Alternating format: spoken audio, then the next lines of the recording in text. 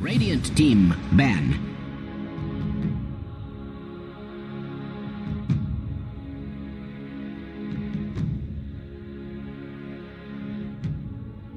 Dire team ban. All right, welcome back everyone to the Great American Rivalry. We have game number 2 in the group stages of Infamous Gaming versus Midas Club. First game saw very impressive playing coming out from the side of Infamous, very in sync with one another, making smart moves across the map and taking advantage of every little mistake that Midas Club made. But, you know, this is a chance for Midas Club to even up the score, maybe get a nice 1-1 here. I have the wonderful Neff Sensei joining me on this broadcast, and of course Sakai running production. Neff, do you think that Midas Club will be able to bounce back here? I do. I think Midas Club is... I want to say they're a little bit stronger between these two teams. I know it's a very, very hot take. I really like the players. I think Hiko is amazing, sexy fat, great player as well. I really think they were outdrafted the last game, which isn't to say that Infamous isn't a great team as well. They played the map so well last game, but the heroes that the Midas Club had made it just a little bit too hard for the Terrorblade to get into these fights and start hitting people. Too many things he had to worry about, and he needed to focus so hard on staying alive that he wasn't able to do anything. This game, we already see a solution to that, potentially Vengeful Spirit coming out. So if they do initiate, if they do play this lineup where they have to protect one hero, they do have the option to swap them out with the Vengeful Spirit. But Infamous opening up and taking a 5 seconds remaining. Taking a page out of Midas Club's book and going for Mirana. Mirana was one of the heroes that did a little bit better last game. I think they almost managed to take some fights by getting those arrows off onto Legion Commander. In fact, that was one of the fights that they did win, where Terrorblade was just able to blow the Legion Commander up due to one of those arrows landing. But Dire team pick. Decent start so far here. And Ember Spirit, of course, coming out. It's like one of the most best versatile heroes inside this patch, just due to his mobility, able to move around the map. Yeah, in the past we've seen that Infamous actually highly favors the Mirana pickup, so I almost wondered if last game that's why Midas Club decided to pick it up so early. It's to kind of have a denial pick. You know, not to bounce back to the former match, but I wonder how differently scenario would have gone if they had had the Oracle on their team. We talked about this between the games, actually. It just seems so good. It made so much sense in the draft for us. You can definitely get tunnel vision inside these drafts, though. Yeah, especially if you're not all in the same room. Sometimes these teams they just have one person drafting. We don't have multiple personalities bouncing ideas off each other. It's very easy to forget that one hero exists. I do think that Oracle would have rounded that draft off, though, and the game would have been, like you said, very different with it. But Void Spirit comes out this game. It actually does make it through, doesn't get banned in the second phase like we saw it last game in response to the Ember Spirit. And I really like this hero. He's so strong. He's so much around the map. He's got that same mobility, not the same as Ember Spirit. But again, once he gets that Aghanims and hits that timing, he's able to just like jump out of the backline, pick off supports, and nobody can really help him. Just do that double AoE 2-second silence. It is so strong. Yeah, it's one of those heroes, too, that's going to be able to make a lot of chaos. You talked about jumping behind into the back lines, but also being able to make moves early on around the map. I think that's also... I'm not sure who's going to be playing the Void Spirit. It does provide you some flexibility, much like that Ember Spirit that we side of Infamous Gaming. But it is definitely one of the heroes that has been banned out this tournament quite a bit. Lots of options here.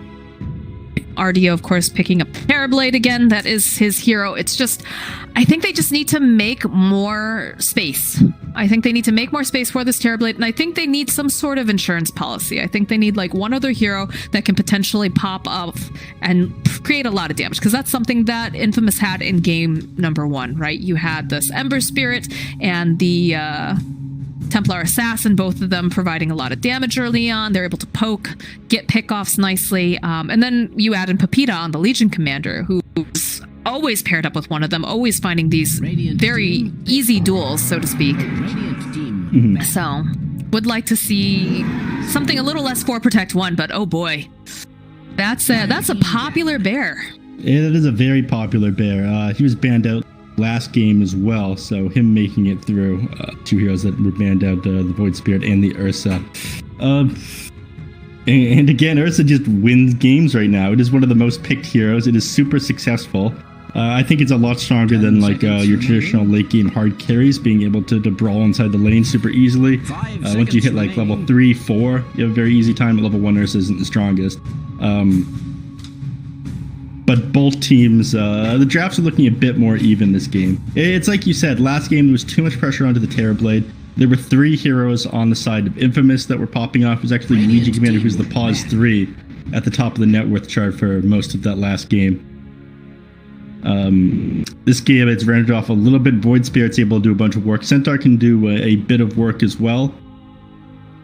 I'm not sure he's going to be able to lane against the Ursa, though. I'm going to be honest with you, Moxie. 10 seconds remaining. I think he just... No, I'm also very concerned about that. I think 5 seconds very difficult. remaining. I'm trying to figure. I'm guessing that the Void Spirit most likely is going to be run as a Murdoch mid. Now that we see that they have the Ursa, so it's probably going to Faker on the Ember Spirit, Void Spirit, you know, going toe to toe over in that mid lane. But I'm trying to think, like, they need things to kite Ursa too. Mm-hmm. That's going to be a really important part. And you do have the Metamorphosis on the... So you've got the Void Spirit, who does provide a couple different solutions later on. But what's... I mean, we do see the Void Spirit picked up as a position 4 once in a while. It's a bit uncommon, but we do see it happen. They have Matthew likes that quite a bit. I know that.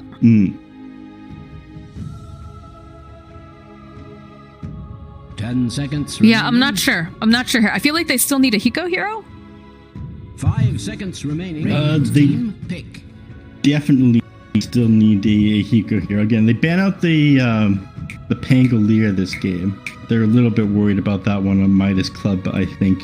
That would slow down the Terrorblade quite a bit, as well with the Void Spirit.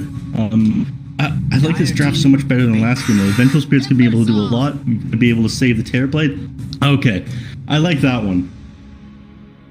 That was like the cheesy pick, like two patches ago or so. Like, there's just it's so difficult to find something to deal with the Timbersaw, especially this last pick in the grand scheme of things, but last pick for the already seen what they've got 5 seconds remaining. on board for Midas Club for the most part. How do you find something that deals with the Timber and also deals with the Ursa now? Like, this is the question. I'm not sure you do have something like that. Timbersaw was a great pickup here. It does tons of pure damage. It can easily blow up a hero like Terrorblade. It's pretty good against the Centaur as well. Again, the Whirling Death stat reduction. Terrorblade has tons of strength growth rate. You're going to be able to do lots of extra damage to him with that. I think Midas Club is running out of ideas. You don't get to play another... Well, you get punished for picking a tanky frontline strength hero here. Go ahead. They take Necrophos. And I think, yeah, you want to try to lane the Necrophos. I would have guessed against the Timbersaw, but they're laning him in. It's Murdoch once again. Hiko is on the Void Spirit. I don't think that they're gonna survive this. I hate it's the draft phase, right? Like, you never want to call something immediately, but this draft is just so good looking. It does look super strong, and they could run them right over with what they have. Again, they could play a quicker build on this Ember Spirit, and they could just sit behind a tier 2, tier 3 tower with Pepita on this Timbersaw. I mean, if he has a repeat performance of that last game, this is going to be over quick. I just don't think the Necrophos is going to be able to do enough. Like, again, it all feels like it's all kind of resting on the shoulders of RDO, and that's a lot of pressure. Like, like, you don't have the means to really deal with a Timbersaw with your lineup right now. So that lane is going to probably lose if you're Midas Club. The mid matchup is Faker versus Murdoch, and I would say Faker's the better mid, to be quite honest. I don't know. This is looking real hard for Midas Club. I want to believe. I love a good underdog story. These guys, they've stuck together for so long. Maybe I'll be pleasantly surprised here. But right now, Infamous just looks so good with this draft. We'll see if they can pull this one out. I do like their draft a little bit more than the last game. Last game I thought was pretty one-sided right from the get-go. Terrorblade was the main problem. They had a very easy solution to it. Ursa's terrifying, though. And Timbersaw is also terrifying. I just think that they're going to get run over in maybe 25 minutes from this lineup on Infamous. That's my concern as well. But perhaps, perhaps we'll see something different. Perhaps maybe Infamous will be a bit too, comfortable, and maybe they'll make a mistake that Midas can, accelerate off of. We don't know necessarily. We'll have to just see it as it unfolds, but we do get that the South American pause right away. So this has kind of been fun for me with doing, casting for this particular tournament, is that if both teams are South American, they are able to on respective South American servers. So I believe the first game was on Peru. This game is on Brazil servers this time around. So it gives them a little bit more of a comfortable footing than having both teams play on US East. Yeah, that's something that BTS worked out ahead of basically every other tournament organizer, which I really like. Shout out to BTS. No, I think it allows them to also be able to, shine more. When you're not playing with a really bad ping, you're able to do more flashy things and just be able to enjoy the game better as well. Are you familiar with the rule set when they're playing on US East? You said Crazy's playing in this later today? Yes, I believe they have to play US East for that, right? Yeah, we get progress, but not that much progress. Baby steps. Baby steps. Sure. What I'm excited for later tonight, we have Thunder Predator versus Beast Coast. Both Peruvian teams. Mm-hmm. So we'll have them both on Peru servers, I believe. Hopefully they'll have their full squads, because I believe the two best South American teams, in my opinion. It's been a while since I've seen Beast Coast, or since I've cast a game of Beast Coast with their full squad. I've cast a lot of Beast Coast games. I really like a lot of the players. I love Leo Style and Thunder Predator in the mid lane, though. He's a real treat to watch.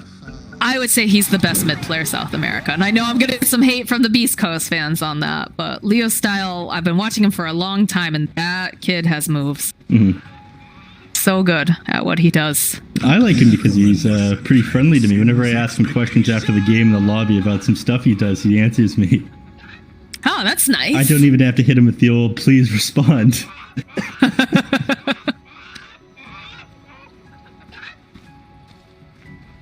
Boy, we're going to be seeing a lot of taunts coming out from Duster. But are we going to see the taunts coming out from Pakas here in the bottom lane with... There is the real question. Mm-hmm. He doesn't have the taunt equipped. Oh my god. You get the little monkey clappers, right? Yeah, where he's on like a circus style bear thing.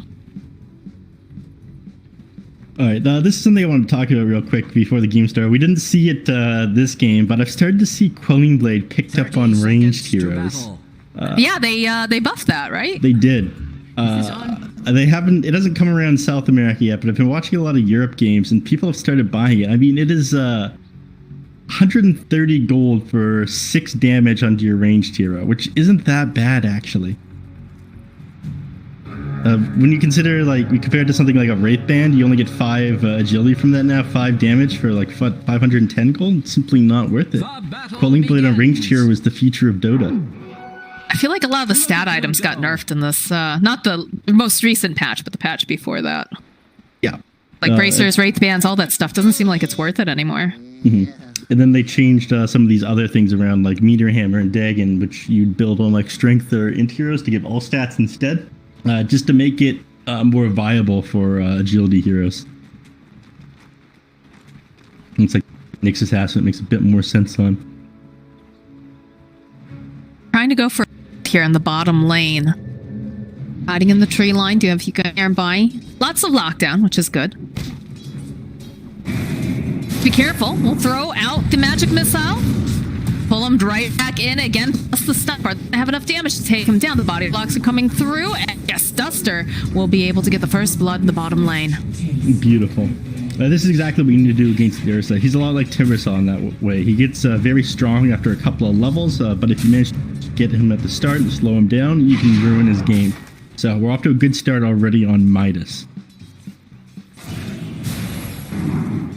first creep. Gonna try to make some more moves over here onto Excel. Bit of body block. Need to be careful. They're taking some tower damage. He'll turn back around, opting to have that Inkswell go off. And Pakas would be very happy to start this off with some kills, but it's going to get slowed down by Duster. Sexy Fat chasing after Pakas now. Have another Aether Remnant up if they want to try to use it. They'll toss it out, but he does a little bear hop, jumps away, throws out the tip to boot. And the Pax is, I think, happy to disengage and finally get back to the creep wave, but they are slowing him down with this one. Exactly what they want. Is it enough, though, Neff? That's the thing that I'm wondering right now. Is it going to be enough? If they keep things up at the rate that they're going at, Ursa with 2 last hits so far, like almost 2 minutes in the game, they do this wonderful. I'm not sure they're going to be able to keep up with this pace, though. RDO is going to suffer for it, and from what I saw last game, is they rely on a lot on RDO to carry these games. He is pretty good. Mid lane is a bit more back and forth than last game, though. Last time we saw almost double the CS on KXY in the mid lane. Now it's pretty even.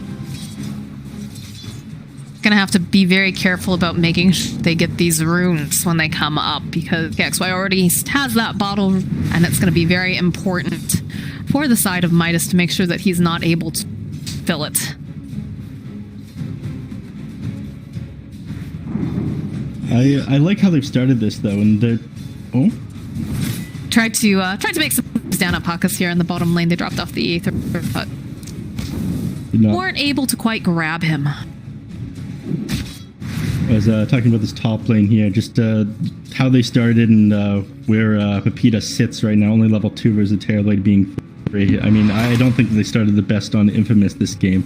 Once he gets a couple of points into this reactive armor, though, it's going to be difficult for this Timbersaw to be able to farm. Actually surprised we don't see like an Orb of Venom or something. You just like click this Terrorblade down and out of lane with it. Actually just goes to the Soul Ring, and that's about it at the moment. He's holding on to 1 skill point. I think he's still deciding whether or not he wants to be very aggressive. If he does, he can go for a Timber Chain. And again, this guy does get blown up a little bit easily. He does have 13 armor. Yeah, he ends up opting for a point in Timber Chain. He has 13 armor, but he's very weak and doesn't have very much HP or even strength. Right, Terrorblade is one of the lowest in the games. In fact, I think he's tied with Enchantress, or maybe Pugna. It's possible. Numbers are nerd shit. I'm not sure about that, but Michael tossing out the arrow, and it looks like Murdoch is gonna get taken down here. Although, oh, Michael grabs the kill there. Bottom lane, though, Hiko is forced to try to run away, and he is making some space right now. They are chasing him. He's going to be able to drag the creep wave as well. Anything they can do with this to slow Paxes down, get him away from the creep wave, is amazing. Actually missed that one. They managed to... oh, no, he was... I think he's trying to suicide. Yeah, he's trying to suicide the tower. They did increase the amount of time that it takes for heroes to not be credited with a kill. And I think they just saw the result of that. That was a while ago, though, like 2-3 months ago they did that. Maybe just a little bit off on his timings. Still, definitely worth doing. You give them a little bit of gold, but you come back to lane full HP, full mana. That's what I always say. Indeed you do. Don't be afraid of dying in your video games. Will always respawn, but don't feed. But don't feed. Sexy Fat is forced to throw the stomp out. They'll throw out an Aether Remnant too. Just want to slow down Pakas a little bit, but he does have that Inkswell on him, and he's hunting. He's looking for Sexy Fat here in the corner. Not going to be able to quite find him, though, as now Excel taking some harass from Hiko. Sexy Fat, though, gets found again by Pakas here. Do they have the lockdown again? Can they find this kill? It's a good slow being thrown out from the Grimstroke, but it doesn't matter. This Ursa Bear's hungry, and he's going to be able to take down that Centaur Hiko. He's trying. He knows that he's probably not getting out of this alive, though he does try to use the Assimilate, pops a Fairy Fire, but that Stroke of Fate coming in at the last second from Excel will be able to help take him down. Yeah, gets dancing shoes on there. Unfortunately, that last Aether Remnant didn't connect. They had the return buff up on the Centaur, but again, that Aether Remnant not having that stun duration wasn't able to take down that Ursa. The Ember Spirit did try to rotate. I think if the fight went a little bit the way of Midas there, but he's fine. He did rotate out of the lane during the catapult, but Murdoch... He outplayed Faker. Very nicely done. He's... My goodness. Michael was a little bit too off the mark with that arrow. I think he thought that he was going to be walking forward, but they forgot that he had the scythe up. Yeah.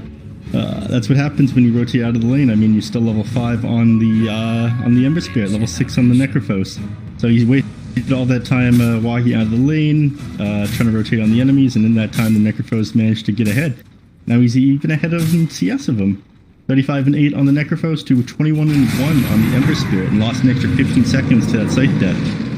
I don't think you can get this kill on Michael fast enough, but it looks like they're going to try anyways. Duster is attracting a lot of attention. The leap bottom here, Sexy Fat is here, but he just takes too long for him to go and land that hoof stomp, and they'll find the kill on Duster. Pax's pretty happy about that. He's going to go right back to farming again, as now Excel, he might be left high and dry here. He is, of course, the position 5, so if you can make some space by doing this, I think you're okay with it. They got the boys here, the entire squad, rotating down here to the bottom lane, though. Paxis, your time to free farm is over. Your Grimstroke is dead. Here comes the enemy team. Looking for it.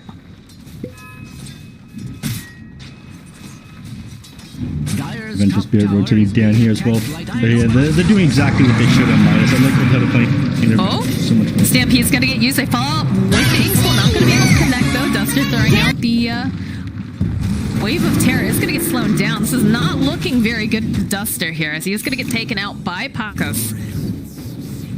And now they just disengage. Oh, what? Why did Hiko go back into that? Yeah, he walked right back. I don't know if that was a misclick or what, but that stroke of fate to the face. I definitely looked away right there. Hiko. This ain't like you, buddy. Unusual. That Michael takes some damage here from RDO. Does have that leap, though. So, I mean, the top lane went about how we expected, right? Eventually, you know, the Terror Blade just walks away. Oh, Hiko. Too greedy, my friend. God, he is being clever, dropping the Aether Remnant, but Michael had an arrow with his name on it. It's not good for Hiko to spend this much time off the map. He's died twice in a row, used his TP to head down there and died again, so he's going to be out for like a total of 2 minutes or something. That's pretty rough. Meanwhile, Murdoch was forced to move away from this tower to defend the tier 2 at the top lane, but because of that, I think it's going to cost him this mid. And this is what we were talking about in the prepping phase. Yep, as Pepita, there's going to be a side thrown out, but they just didn't have enough damage. Murdoch is just going to get evaporated here. Now Sexy Fat forced to run away. It's just shredding him into ribbons. And just like that, they lose their mid laner and their off laner, and now they're going to lose their mid tower. I definitely think this was a mistake on Midas. They were forced to move the Necrophos up to the top lane because the tier 2 tower was being pushed, but now they lost their mid tower because of that rotation. They were already allowed the enemy team to set up and be on top of your hill in the high ground here. And this is giving Ursa all the space he wants as well. This pushed all the way in up here. He can safely farm this. Infamous, back to how they were in game 1. As soon as the laning phase ends, it feels like they just leaps and bounds ahead of what Midas is doing. Is it just me, or do they feel almost a little bit too reactive instead of proactive? I would 100% agree with that. And in a lot of these things, like they're waiting for the timings of Infamous here. Like they dropped the scythe on the Timber Saw, but he had put a Defiance up at that time. They rotate everyone like to the top tower, but they're already moving to the mid lane on Infamous. Duster's about to go down here. Yep. Casually get clicked down. Murdoch did tank the arrow to the face. Might have been able to make faster work out of Duster, but do manage to go and grab some of the bounty runes. But KXY walking right past Murdoch here. Arrow not quite connecting. Murdoch's got his eyes open. Stays woke. Like snaps, but stays woke. You know? Bottom lane, Sexy Fat. Oh no, Science being thrown out. Does have Murdoch and Duster nearby though. I don't feel like they have the damage to deal with Pepita. We've seen a couple of these sites and they just don't have enough. It's gonna be the Stampede getting used again. Sexy Fat going back in. Timber Chain connects though. KXY finds a kill on Hiko. Hiko not having much of an impact at the moment, just getting picked off on various places of the map. I think he was going for those bounty runes right there. Fortunately, the Ember Spirit did catch him out, getting further and further ahead at the moment. He's sending himself out these completed drums now. Very powerful item in this patch. Yeah, it's one of the items that definitely Dire's top tower is under attack. they got some nice buffs. There's been a couple, like the way that they've changed, especially the way they build into things too. What's one of your favorites? This patch? Silver Edge. Silver Edge with the way the Echo Saber works in. Yeah, awful in ranged heroes, but very cool item now. I really liked it when it was the Sange and the Shadow Blade. That was really cool. You could tank up on heroes that you wanted to build a Shadow Blade on. There's no recipe at first. Amazing stuff. Overpowered though, they had to change it. Under an extraordinary amount of stress. I'm surprised they still keep trying to like harass Pepita on this Timber Saw. I don't think this is the person that you need to pay attention to right now, or at least you need to bring more friends at the very least. Yeah, they're playing into exactly what they want them to do on Infamous. Pepita gets to just soak up damage. If they're ever trying to push a tower, they want to put Pepita in front of that tower and stop them from taking it down. Like, he's Ring of Tarask, Magic Wand, and Hood of Defiance right now. He just soaks damage. The only person who's going to be able to bring him down is this Terrorblade, and that's after he comes online and builds his items. Oh god, that feels like we've said that so many times now. When Terrorblade comes online and has his items, then he will be a force to be reckoned with. But RDO, despite his best intentions, is just struggling so hard because Infamous is just outplaying them, to be quite frank. Yeah. They absolutely are. They're playing in. It's like you said. They're playing reactive. And meanwhile, Pepita's doing exactly what it is. Pepita's had a great 2 games here, by the way. Sure. I mean, also the heroes that he's gotten, right, are just heroes that naturally are lane dominators, or they just don't have the right heroes to deal with stuff. I don't know. They have been last picking his heroes, so there is that, but he's been doing great work with it. What was the running joke? If Bulba has a good lane when he was playing as a stand-in for EG, then EG was going to win, but if Bulba has a bad lane, things were going to be real rough. Shout out to Sam, man.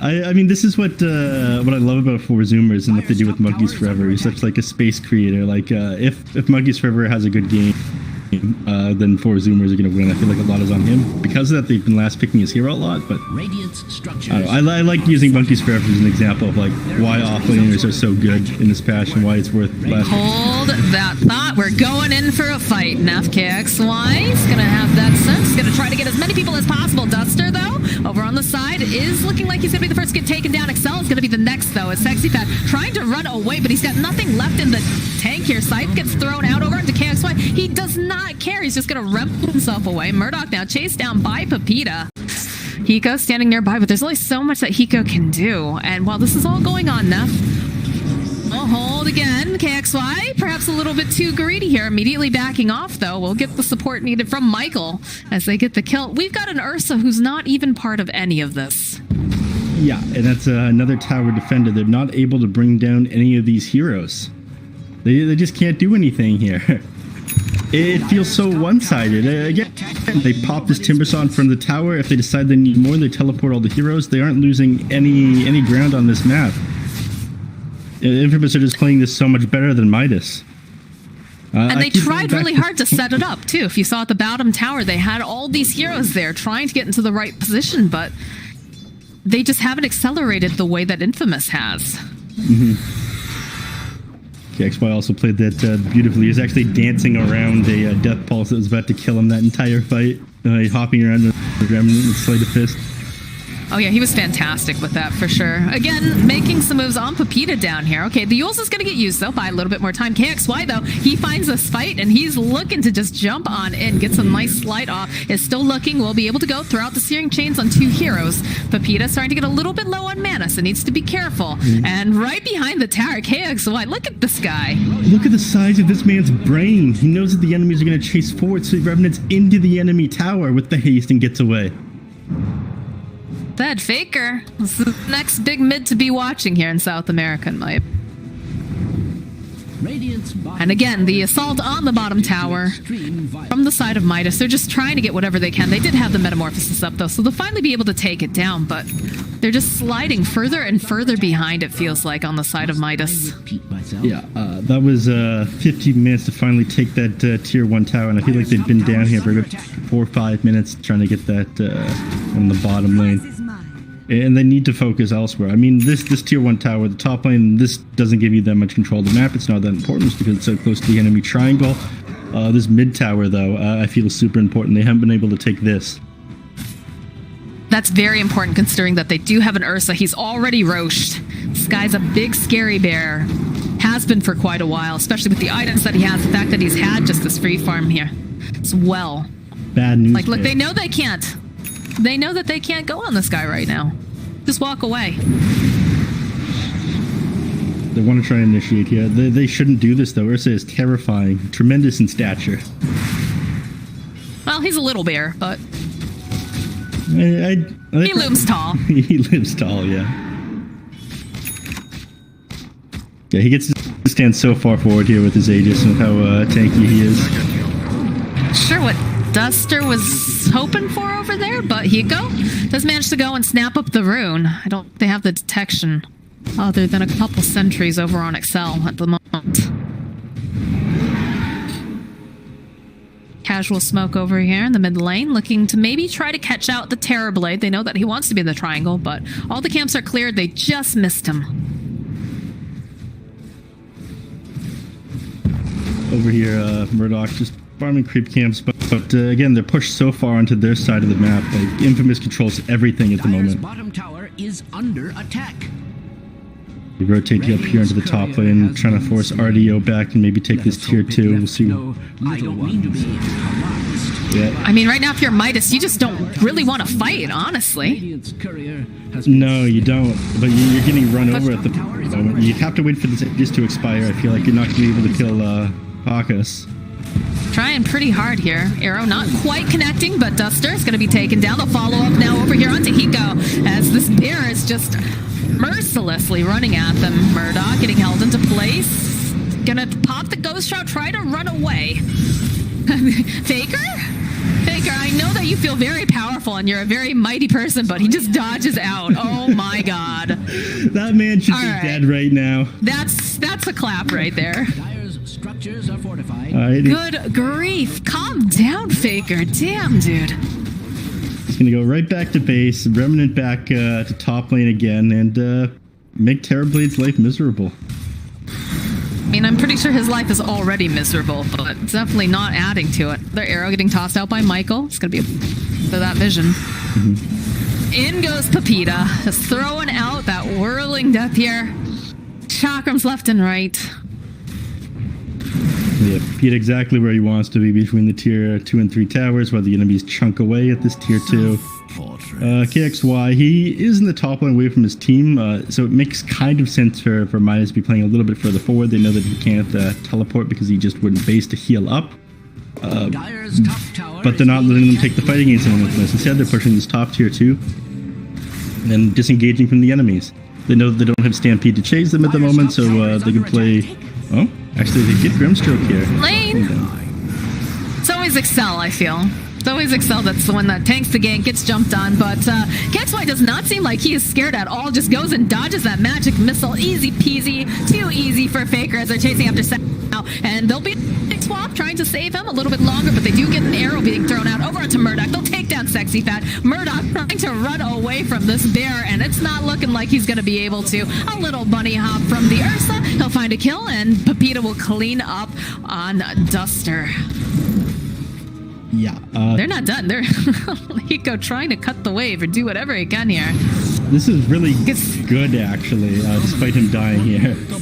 He bought a lot of time by doing that. I don't think he bought quite enough, but again, when you manage to take a fight beside an objective, it becomes worth so much more. If you die on the other side of the map or like really far away like Hiko does, it takes so much time for the enemies to walk back towards the objective. When you're stalling for time for a hero like Terrorblade, things like this actually do make a lot of sense. But again, they aren't letting them move to the other side of the map or cut creep waves on Midas. They have like everything blocked off. They're constantly keeping these lanes shoved in, even if they can't move around as 5 like they want to.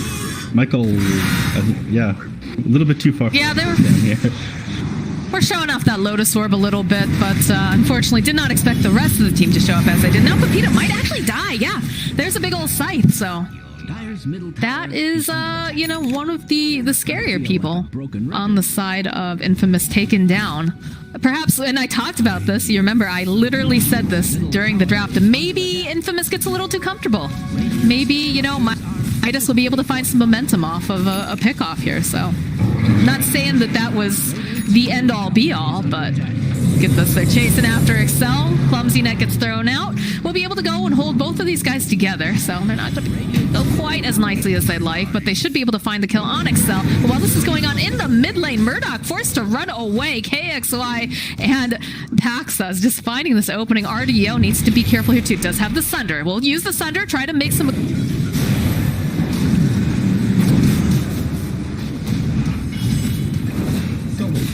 Спасает, намекает, приходит, выдается Фристарстар, погибает также и Кентавр, Хайка, мало хп, молнии летят во все стороны, пока живет.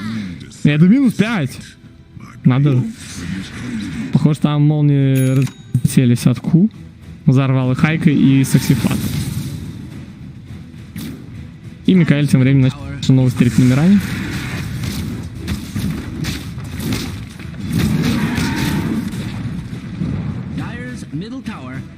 Fallen. Sorry, I just noticed that Dire's bottom tower is under attack. Dire's middle tower is under an extra... А зачем сейчас вообще кому-либо подписывать новый состав?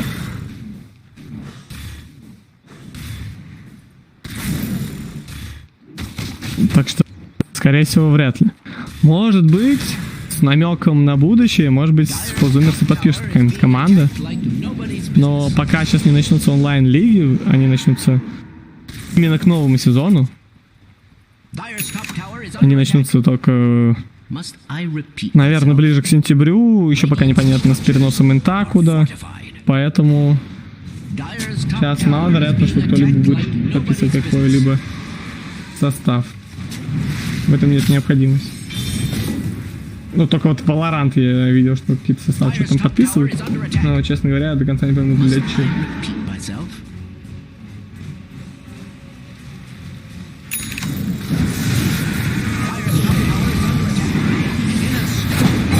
Так, возможно, финальная драка. Потеряли Вингу, Саксифат, опять уже со Стампидом, Кентавр связан здесь. Вылетает, Хайк, он погибает, пошла привязка дальше по Мурдоку, Санту таймит, нет, пока развернулся, уже погиб. Дальше догоняет здесь Саксифата, Ку. Саксифат прописал стан, однако, блин, все еще в кулдауне, остался он последний. Выживший Ку промахнулся чейнами, но догнать Саксифата не составит труда. Стрела пошла. Саксифат, ух, почти поймал. Ну, ТП есть, но это не важно. Хотя Тимбер его здесь уже не отпустит, скорее всего. Или он такой быстрый, что что-то Папита ни одним скиллом не попал. Там команда, правда, пушит. Цепляют, стрела. Нет, мимо. Куча здесь не погиб. Пока что минус Дастер. Ку контролит, вышка бьет. Очень больно. Ку фестами доджит. Не так уж и много урона он впитал. Ладно, дерзанул и нафидил. А ведь Midas Club это такая команда. Они до последнего будут тянуть.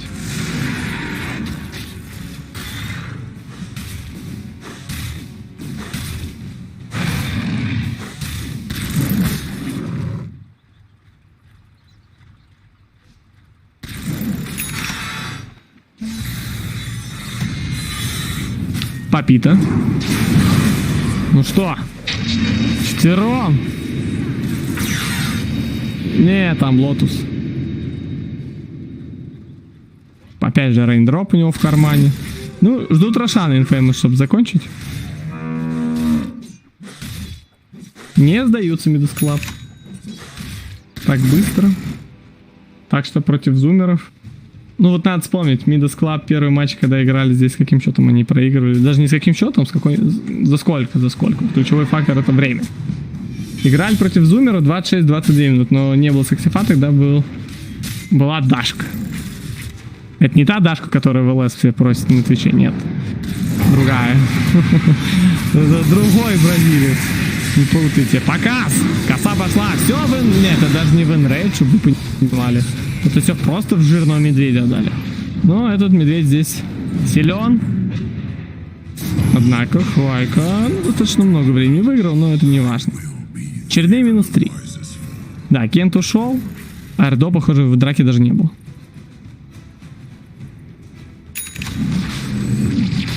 Есть Рошан, можно бить.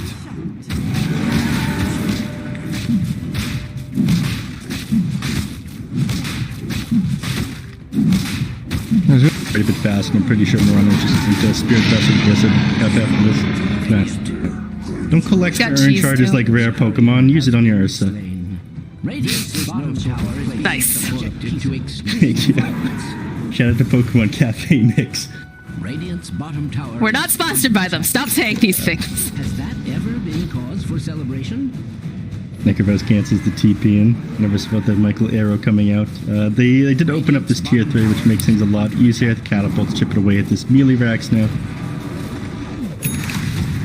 Alright, well, they gotta kill Pakas twice now, and he has cheese, so... Yeah, it's going to be... Very daunting task for the side of Midas. The best that they can, try to slow him down a little bit. It's especially hard because the Timbersaw is sitting on the back line here, and he has that Holy Lock, and he has a Lotus Orb, so he's going to be able to save this Ursa. Worst come to worst, they do swap him into these tier 4s. Dyer's middle barracks has fallen. Yeah, they get the racks, they back off. The bottom tier 3 is still closed because that tier 2 is up, but they're going to be able to take this top tower as well. And I'm not sure they're going to find the opening they need, but they go forward anyway. Yeah, I mean, we talked about Faker. This guy just gets too excited. Duster taking the arrow, and Pakas diving deep here. They'll be able to take down Duster, no problem. They'll link up these two over on the side swell with the Soulbind. Can they find the kill on Sexy Fat is the question, though. And yes, they will. They're practically in this fountain right now. And look at that. Murdoch's right on the side. A nice, easy little pick off for KXY, and it is going to be GG getting called. Oh, the infamous. Missile. Oh dear. Infamous just won the game that hard that it kicked Nef out of the game.